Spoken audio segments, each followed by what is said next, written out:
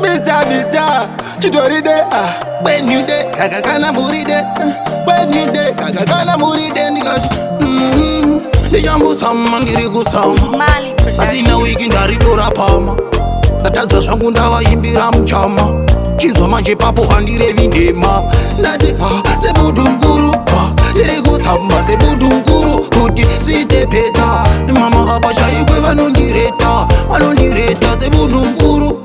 Girigu Samba, Sebudum Guru, Puti, Site Peta, Mama Habasha, Equivalondireta, Alondireta, Sijaita Po, Mama Sijaita Po,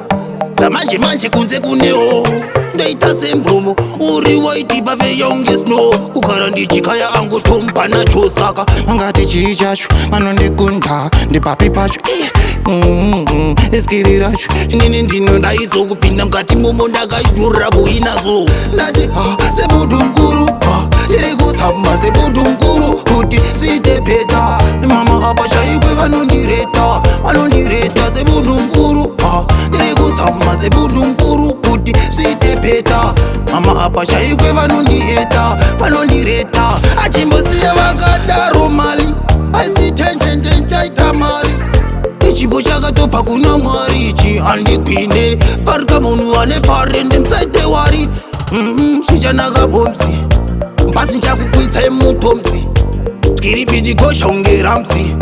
zvamanje manje tesina nachemsi ndati sebudu mkuru iri kusamba sebudu mkuru kuti zviite peta mama habasha ikwe vanondireta sebudu mkuru iri kusamba sebudu mkuru kuti zviite peta mama habasha ikwe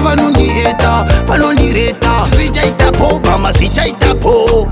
zvamanje manje kunze kuneho ndoita sembromo uri waiti bave yonge snow kugara ndichikaya angu tompa nachosaka mangati chichachu manondikunda ndipapi pacho